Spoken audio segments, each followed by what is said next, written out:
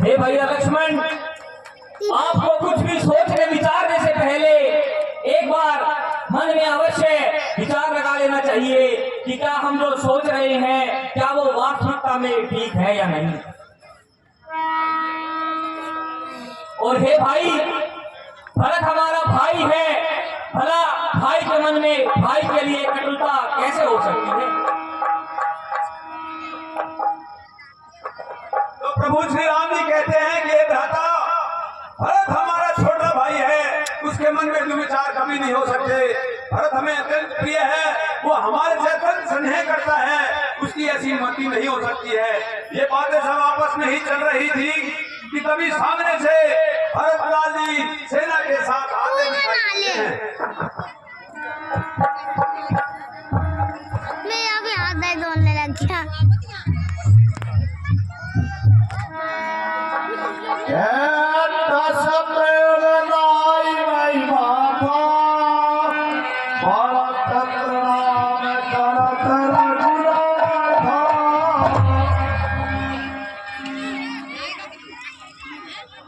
भैया नहीं है, रुक मैं बोलती हूँ। नहीं है इसमें, है इस वाले में पर भैया अभी है नहीं इसमें, ना छोड़ा है ले बना पकड़ ऐसे ऐसे रखना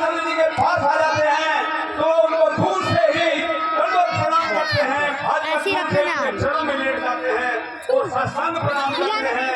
उनके आंखों से आंसू बह रहे हैं और मुंह से कुछ बोला नहीं जा रहा है। प्रेम अधीर होकर के उनके चरणों से लिपट जाते हैं। इस दृश्य को देख करके लक्ष्मण जी भी मंत्रमुग्ध हो जाते हैं। वो समझ जाते हैं कि वाकई जो श्री राम जी कह रहे थे कि हमारा भाई है, इसके मन में हमारे प्रति कोई वैर भाव नहीं है। तो वो कहते हैं कि हे भैया, प्रभु श्री राम जी इतने प्रेम में अधीर हो जाते हैं कि उनको ये ध्यान ही नहीं रहता कि भरत जी उनके पैरों से लिपट रहे हैं और उनको साष्टांग प्रणाम कर रहे हैं। तो लक्ष्मण जी कहते हैं, हे भ्राता, हे श्री राम जी, भरत जी आपको प्रणाम कर रहे हैं। तब उनको सुनी आती है कि वो भरत जी तो पैरों में लिपटे हुए हैं। फिर वो उनको उठा करके अपने गले से लगाते हैं। मारा भाषा दिए उठाए और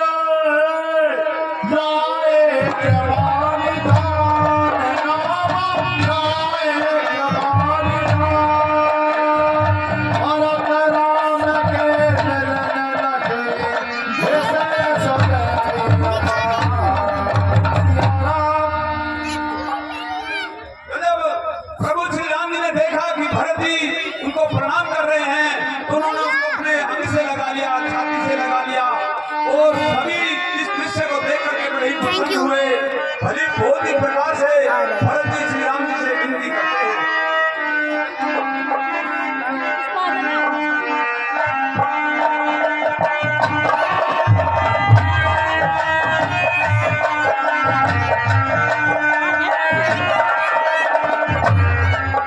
चले आए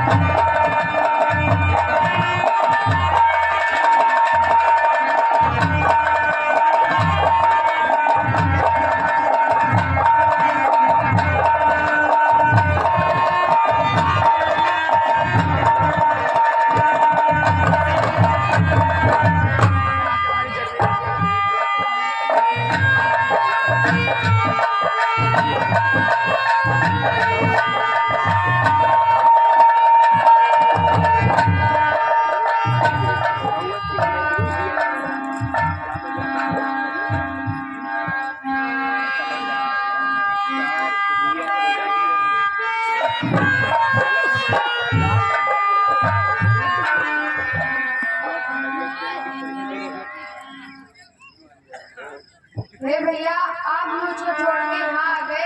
मैं आपके बिना जीवित नहीं रहूंगा। आप मेरे साथ चलिए और अपना राज्य संभालिए भैया।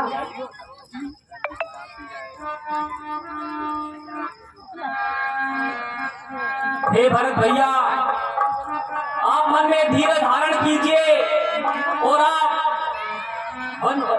आप ये अयोध्या का राज्य संभालिए। मैं पिताजी के वचनों का पालन करके 14 वर्ष वन में रह के फिर अयोध्या ही लौटूंगा।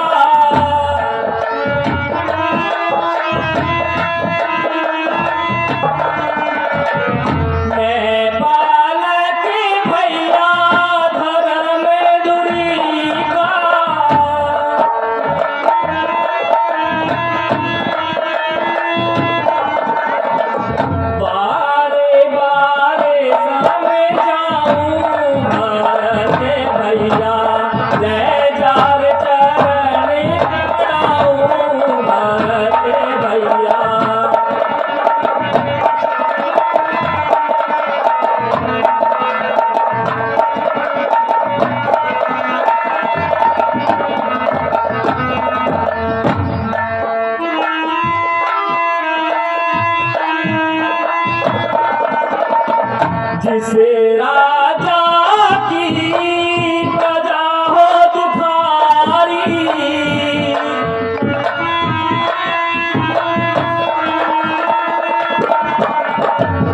गोरे नरक का भैया वो अधिकारी।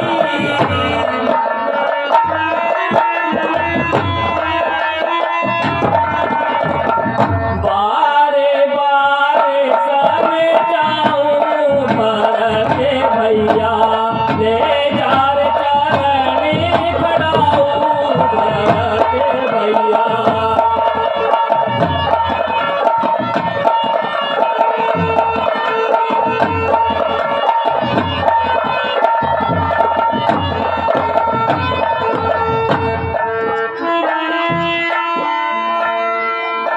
हे भैया, आप मेरे स्वरूप में मेरी ये चरण पादुकाएं ले जाइए और आप जाकर अयोध्या पर राज्य कीजिए।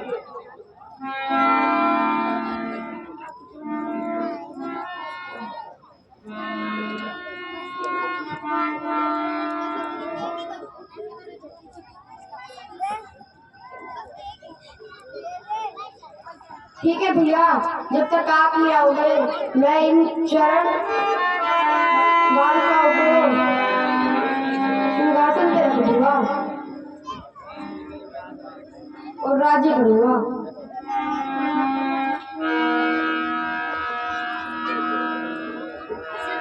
तो भरत जी अनेक प्रकार से भगवान श्री राम से विनती करते हैं कि भैया आप घर चलिए। उन बातों को जब पिताजी चले गए हैं तो वो बातें भी खत्म हो गई हैं। अब आप घर चलिए, मैं आपके बिना जीवित नहीं रह सकता। तो प्रभु श्री राम जी कहते हैं नहीं भैया, ऐसा नहीं हो सकता। मैं जब तक अपने पिताजी के वचनों को पूर्ण नहीं कर दूंगा 14 साल की अवधि के बाद ही अयोध्या में आकर के राज्य करूंगा। तब तक तुम आप राज्य कीजिए। अनेक प्रकार से उनको शिक्षाप्रद बातें कहते हैं, उनको समझाते हैं और फिर अपनी चरण पादुकाएं देकर के कहते हैं कि भैया आप राज सिंहासन पर ये चरण पादुकाएं रख करके तब तक राज्य संभालिए। मैं 14 वर्ष के बाद आकर के फिर आपसे मिलता हूँ। भरत जी उनकी बात सुन करके चरण पादुकाओं को अपने मस्तक पर, अपने सिर पर धारण करके अयोध्या की तरफ वापस चलते हैं और सभी सेनाएं उनके साथ वापस अयोध्या चली जाती हैं।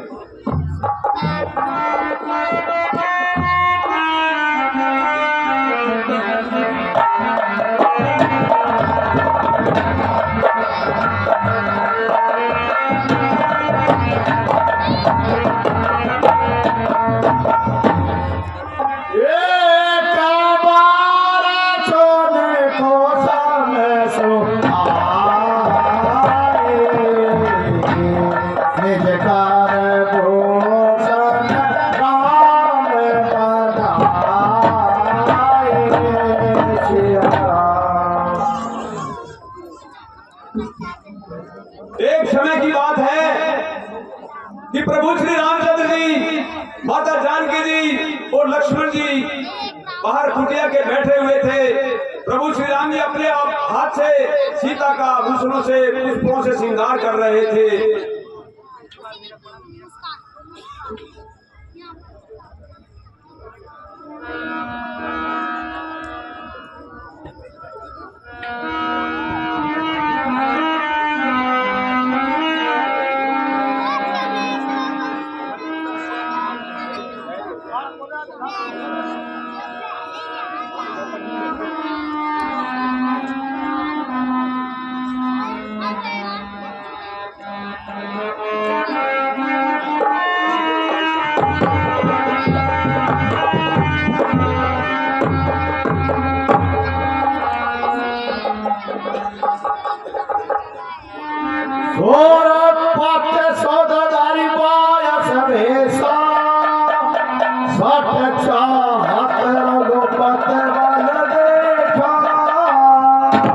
तो ब्रह्मा का पुत्र जयंता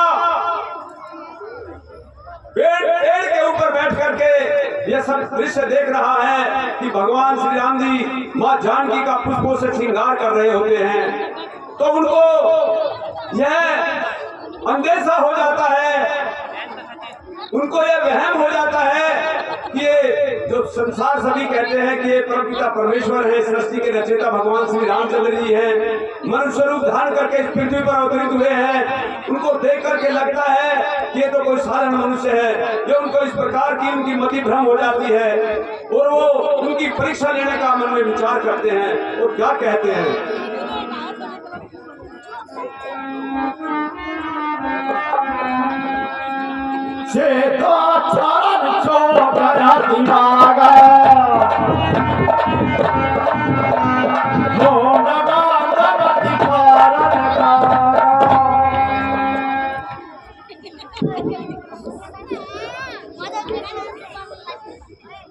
मुझे इनको देख के लगता है कि ये तो साधारण पुरुष है, लेकिन सब कहते हैं देवता है। मैं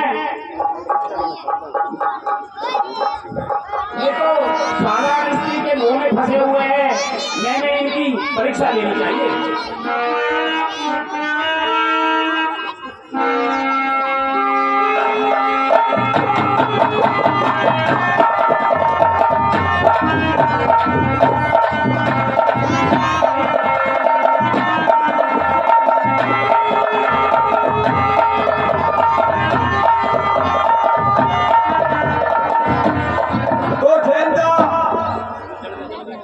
अपने मन में विचार करता है कि इनको देखकर तो नहीं लगता कि ये परमपिता परमेश्वर हैं, तो उनकी परीक्षा लेना चाहता है। वो सीता जी के चरणों में चोट मारते हैं, जिससे सीता जी के चरणों में रुधिर बहने लग जाता है। चल गया चल गया चल गया।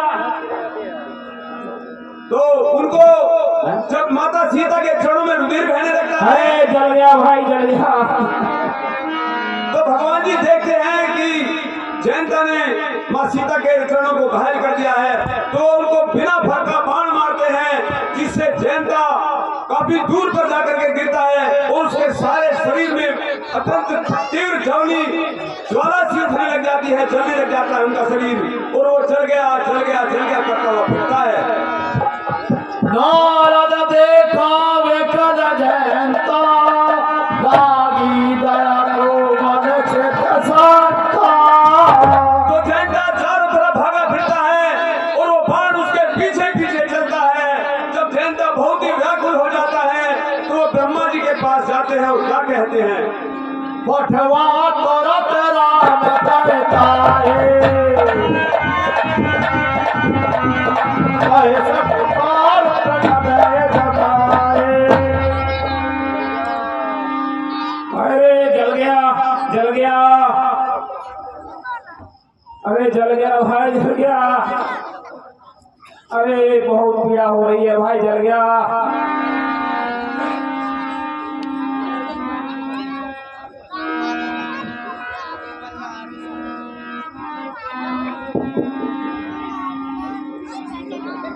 जल गया, अरे भाई जल गया भाई, बहुत पीड़ा हो रही है। अरे जल गया भाई जल गया। अरे जैन भाग यहाँ से, तू तो श्री राम का द्रोही है, भाग जा। ये क्या बड़ा रखा तुझे? जल गया, बहुत पीड़ा हो रही है महाराज। क्या हुआ तेरे को बताओ, क्या हुआ है? महाराज मैंने देखा कि महाराज रामचंद्र जी जानकी जी का श्रृंगार कर रहे थे। मैंने सोचा ये कोई साधारण पुरुष है, मैंने उनकी परीक्षा लेनी चाहिए और सीता जी के पैरों में चोंच मार दी, तो उन्होंने बिना फन का बाण मारा और मेरा पूरा शरीर ऐसे जल गया और बड़ी पीड़ा हो रही है। तो भ्रमित है, बहुत भ्रमित इंसान है। जाओ यहाँ से, यहाँ तेरी कोई सुनाई नहीं होगी और जाके भगवान श्री राम के चरण पकड़ लो, वही तेरी रक्षा कर सकते हैं, वही तुझे माफ कर सकते हैं। ठीक है गुरु जी। जल गया भाई जल गया, बहुत पीड़ा हो रही है।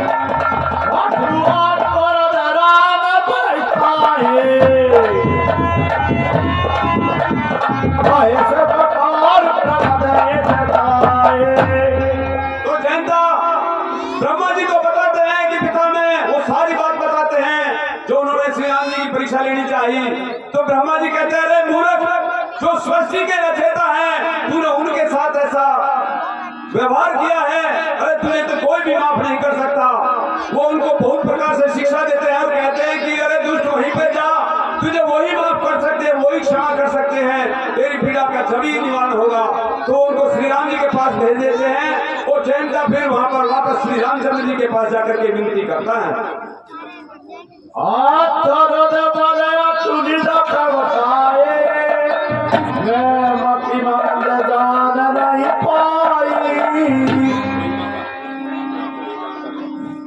हे प्रभु मुझे क्षमा कीजिए, मैं नीच और पापी हूँ, मैं आपको पहचान नहीं पाया।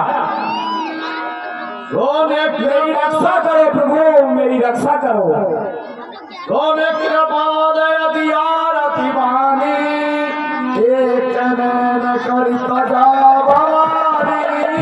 जब जयंता ने कहा कि हे प्रभु मुझे क्षमा कीजिए, अज्ञानवश और मूर्खता के वश मैंने आपकी परीक्षा लेनी चाहिए, हे परमपिता, हे जगदीश, हे जगदाधार प्रभु मुझे क्षमा कीजिए, क्षमा कीजिए। ऐसे 3 वचन सुन करके प्रभु दयालु उसको क्षमा कर देते हैं और उसकी एक आंख को फोड़ करके उसको अभयदान दे देते हैं और उसको शांति दे देते हैं। और फिर जयंता वापस अपने घर चला जाता है। तभी से कहते हैं कि जयंता को जो कौवा होता है उसको एक आंख से तभी से दिखना लगा, वो एक आंख से देखता है, कौवे को एक ही आंख से दिखता है। उसी दिन से उसकी केवल एक ही आंख से दिखाई देता है।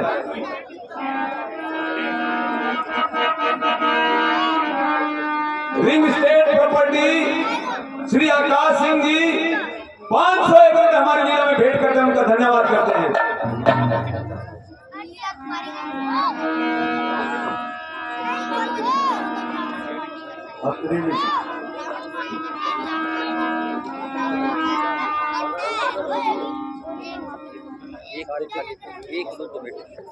आत्री के आश्रम जब प्रभु गया सोनत महामुनि हर्षित गाया।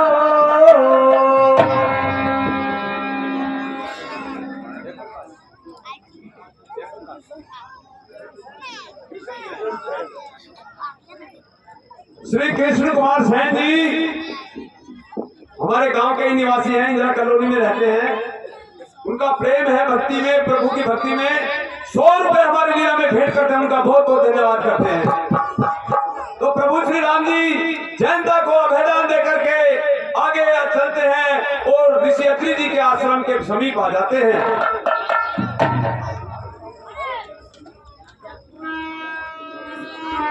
श्री भरत प्रसाद नेपाल निवासी भरत को 50 रुपए भेंट करते हैं।